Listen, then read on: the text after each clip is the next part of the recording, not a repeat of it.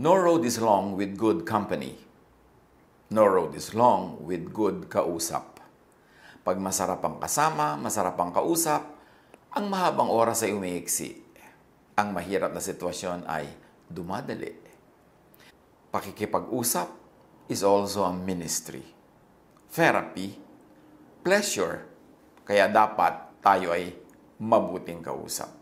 At yan ang pamagat ng ating pag-aaral ngayon para maging blessing tayo sa ating kapwa at tayo man ay mabless pagka ang mga tao ay masaya at natutuwa sa atin, ang mabuting kausap. Suriin natin ating sarili, ang ating mga kasama, kung paano tayo lahat pwede mag-improve. Because the room for improvement, sabi nga, is the biggest room in the world. Ang mabuting kausap, nakikinig. Good listener. Job 21:3, bear with me while I speak, and after I have spoken, mock on. Ito kasi si Job, maraming nangyaring hirap sa kanyang buhay, tapos yung mga kaibigan niyang dumating para siya damayan, ay actually sinisisi siya. At hindi siya makapagtapos ng kanyang sinasabi, sinisingitan, inuunahan siya para sabihin siya siguro may kasalanan, kaya nagkaganyan-ganyan ang kanyang buhay. So sabi niya, bear with me while I speak, patapusin niyo muna ako, makinig muna kayo. Ecclesiastes 3:7, there's a time to be silent and a time to speak. Speech is silver, silence is gold. Kung mahalaga ang pagsasalita, madalas mas mahalaga ang pananahimik at pakikinig na mabuti. It is good to speak, but it is better to listen. Because when we listen, we learn. Lumalawak ang ating pananaw, lumalalim ang ating runong, at gumaganda ang ating behavior, maging ang ating pagkatao.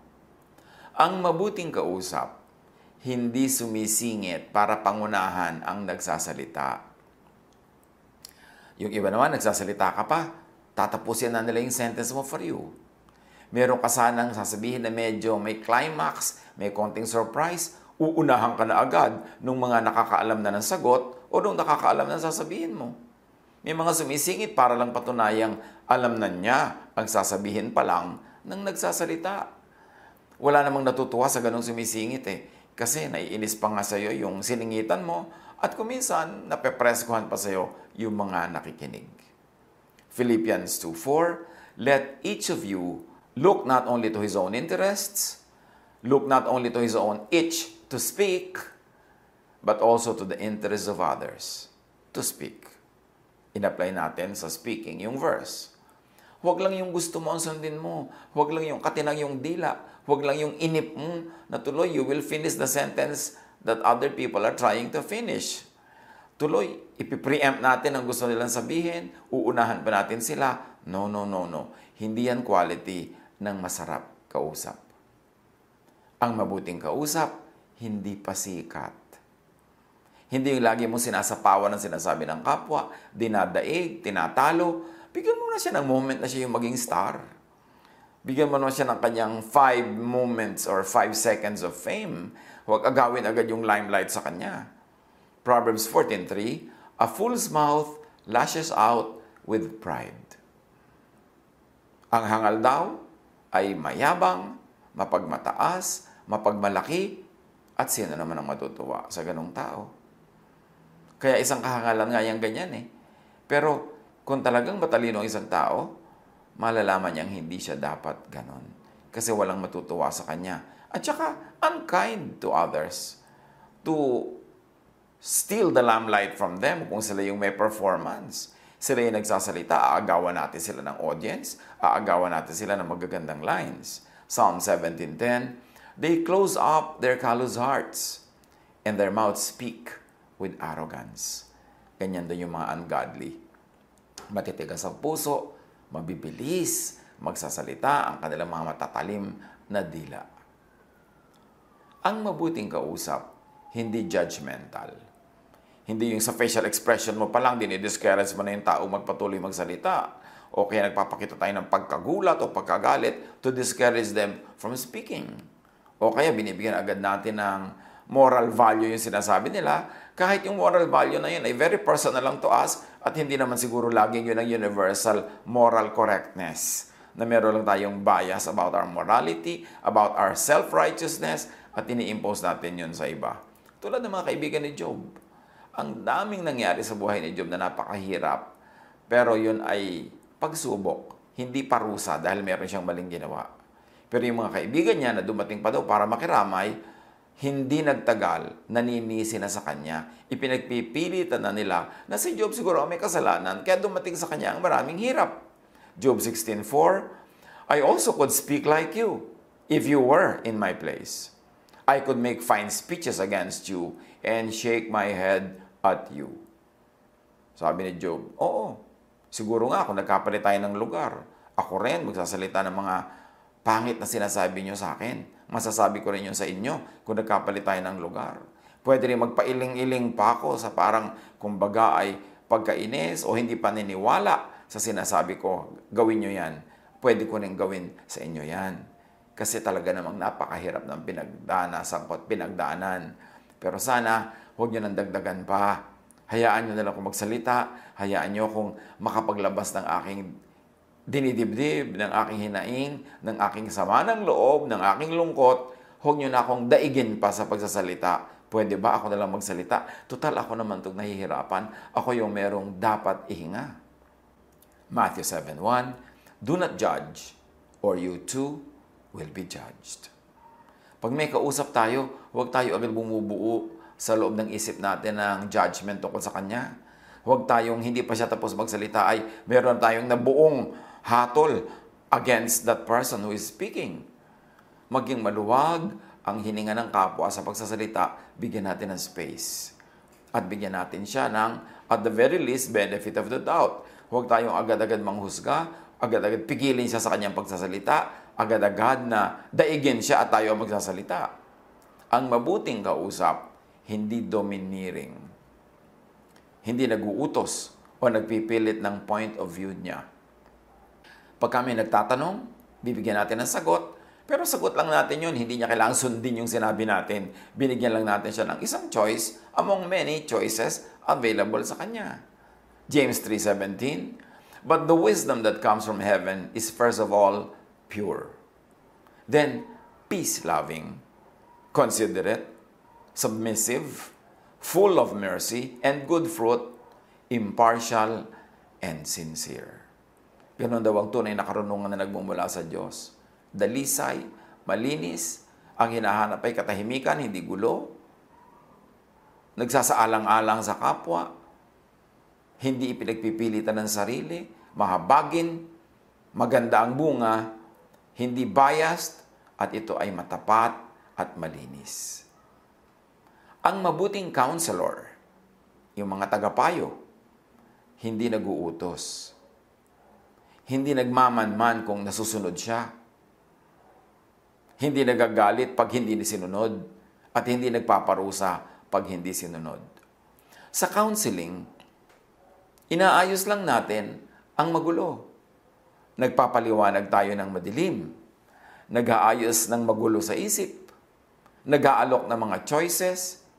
But a good counselor lets the counselee decide. Hindi tayo magpapayo tapos ipopulis natin, babantayan yung tao kung sinunod ang payo natin. Tapos magagalit tayo pag hindi tayo sinusunod. Pagkatapos humihingi uli ng payo, sasabihin natin, huwag ka nang magpapayo sa akin, di ka naman sumusunod sa akin. Look, nagpapayo tayo para yung magulong buhok masuklay para mas maintindihan niya. Yung madilim matapunan ng mas maraming liwanag para mas makita niya ang relationship of things. Pero hindi tayo diktador na magsasabi doon sa humihingi ng payo kung anong dapat niyang gawin. Pwede tayong mag-offer ng, eto ang mga sa tingin ko ay posible mga gawin mo, 1, 2, 3, 4, 5. But let the counselee choose kung anong gusto niyang gawin. At huwag magalit yung counselor pag hindi natupad yung ipinapagawa niya. Ganun ang makadiyos na pagpapayo. Ganun ang makadiyos na pakikinig. At ganun ang makadiyos na pagbibigay ng ating kuro-kuro. Hindi natin ginajudge yung tao pag hindi tayo sinunod. Ang mabuting kausap, hindi madaldal.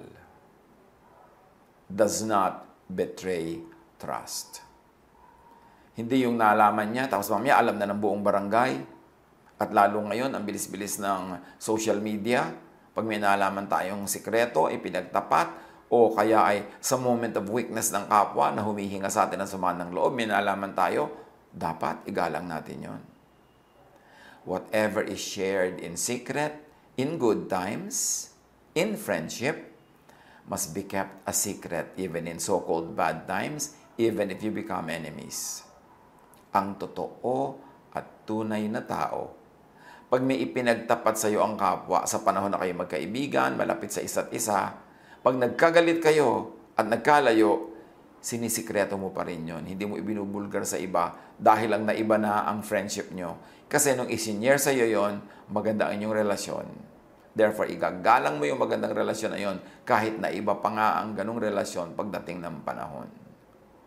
Proverbs 11:13, a gossip betrays a confidence, but a trustworthy person keeps a secret. Secret niya nung friends kayo, ngayong hindi na kayo friends, igalang mo yung friendship na yon kahit natapos na o kahit na iba, keep it still as a secret. Kung ikaw ay disente, makadiyos, at mabuting tao. Proverbs 13:3, those who guard their lips preserve their lives. And may I add, and the lives of those who trust them. Pagka hindi tayo madaldal, hindi tayo nagbubulgar ng mga sikreto needlessly, yung sarili nating kaligtasan ay ating napapangalagaan, pati kaligtasan ng kapwa. Hindi tayo nagkakaroon ng mga needless enemies, hindi tayo nagkakaroon ng needless dangers na papasukin kung may magalit sa atin dahil tayo ay madaldal. At kung anak ng Diyos, hindi lahat ng iniisip ay sinasabi, lalo sa social media. Sa social media, ang dali-dali mag-away, ang dali-dali mag-disagree. Pero come on, nagba-Bible study kayo sa social media, sa Zoom conference, may Bible study, tapos mag-aaway. Tapos pagsasalitaan ng hindi maganda, ng masakit, magdi-display tayo ng pride, ng yabang, ng ating pagiging hypersensitive. It has no place in an online Bible class. It has no place in an online fellowship. Kasi dapat the Spirit of God governs us. At dahil sa social media, napakadaling ikalat ang baho, napakadaling ikalat ang sarili nating baho, sarili nating emosyon, mas maingat tayo dapat. Kasi pag nasabi na, kumalat na, hindi mo na mababawi pa. Mag-sorry ka man, pero hindi yan buong-buong nababawi. May natitira pa rin yan, nalulutang-lutang sa hangin. Kaya ang sabi ng Ephesians 4:29, do not let any unwholesome talk come out of your mouths, but only that which is helpful for building others up, according to their needs, that it may benefit those who listen. So, ang magandang kausap, ang mabuting kausap, binabantayan ang kanyang bibig. Ang sinasabi lang niya ay yung makakatulong, hindi yung makakasira sa kapwa.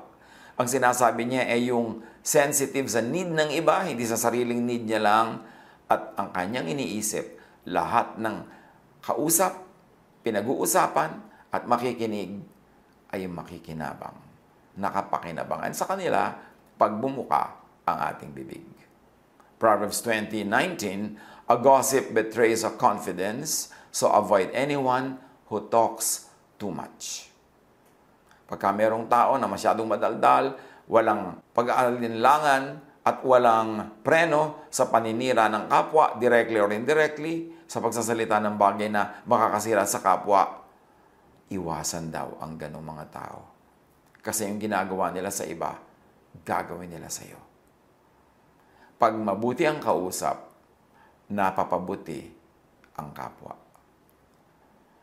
Mayroon namang kausap na mapapahamak ang kapwa imbes mapabuti. Sabi sa Romans 3:13, their throats are open graves. Their tongues practice deceit. The poison of vipers is on their lips. Yan daw mga tao masama magsalita, masama ang korte ng bibig, ang kanilang mga lalamunan ay parang mga libingan. Ang mga dila nila ay mapandaya at ang kamandag ng mga ulupong ay nasa kanilang mga labi. Mabuti ka bang kausap? Masarap ka bang kausap? Psalm 119:103, How sweet are your words to my taste, sweeter than honey to my mouth. Ang blessed person, pag nagsasalita, blessed ang kapwang nakikinig. Proverbs 16:24, gracious words are a honeycomb, sweet to the soul, and healing to the bones. Lalo sa ministry, watch your words. Words should bless. Kung sa palagay mo ikay godly, sa palagay mo ikay leader, sa palagay mo ikay magaling, bantayan ang bibig. Yan ang tunay na sukatan. Hindi record, hindi body of works, hindi dami ng ministry, hindi dami ng sipag at nagawa, kundi paano naman magsalita. Nakakasakit ba o nakakabless? Many unpleasant words come from pride, lalo na pag may audience. Yung gusto magpasikat, magiging rude sa kapwa para lang pahangain yung ibang nakikinig. Many unpleasant words come from tactlessness and foolishness, and sometimes just from habit. Kasi talagang nakasanayan na maging magaspang, lagi tuloy magaspang. Examine, review, kung madalas o laging nasa sangkot sa gulo. Sa pamilya, sa magkakaibigan, sa workplace, kahit sa church, merong mga taong pag may nagkagulo, kasali sila. Pag may nag-away, kasali sila. Pag may nagkaroon ng misunderstanding, kasangkot sila. Pag nagkaroon ng mga confusion, nandun at kasali sila. Dapat nating suriin. Tanungin, ako ba yun? Gaano kadalas ako masangkot sa gulo? Kasi yung mga nasa sangkot sa gulo, laging iniisip nila, tama sila. Parang tama lang na pumasok sa gulo, tama lang ang ginagawa ko. Pero makahalata tayo pag madalas tayong masangkot sa gulo. Kung napapagulo tayo, kung kani-kanino at sa iba't ibang tao at iba't ibang grupo, baka naman tayo na ang may dala ng lason. Baka naman tayo na ang problema. Madalas ka bang masangkot sa gulo? Ikaw o ang mga kinakampihan mo? Siyempre, birds of a feather flock together, so yung mga magugulo, kampi-kampihan. Pero kung magkakampi-kampihan kayo ng mga magugulo, lagi may nakakaaway, paano naman mag-i-improve ang karakter? Dapat iron sharpens iron. Nagtuturoan tayo para maging mabait, hindi para maging masungit. Nagtuturoan tayo at nagtutulungan para maging mahinahon, hindi para maging marahas. Yun ang tunay na epekto dapat ng Espiritu sa ating buhay. James 3:10, out of the same mouth come praise and cursing. My brothers and sisters, this should not be. Proverbs 12:18, the words of the reckless pierce like swords. Kung nakakasakit ang ating salita, nasaan ang kabutihan? Nasaan ang kabaitan? Nasaan ang pagiging makadiyos? Kahit pa nga sa palagay natin, tayo may katwiran, tama tayo, pero yung korte ng salita natin nakakasugat, nakakadugo sa kapwa, hindi mali na rin tayo nun. Proverbs 18:21, the tongue is the power of life and death, and those who love it will eat its fruit. Nakakamatay, nakakabuhay, nakakapanghina, nakakapagpalakas ang ating dila. Gamitin ang tama. Proverbs 15:4, the soothing tongue is a tree of life, but a perverse tongue crushes the spirit. Pag tayo ba'y nagsasalita ay nabe-bless ang kapwa, nagiging blessing tayo, o nagiging curse, nagiging sumpa? Ang masarap kausap, winner. Namamahal ka, gusto ka pang kausapin uli, hindi ka tinatalikuran, at hindi ka iiwasan sa mga darating na panahon. Pero ang masakit kausap, loser. Nawawala ang pag-ibig sa'yo ng tao, nawawala ang kanilang friendship, nagkakaroon ka ng kaaway.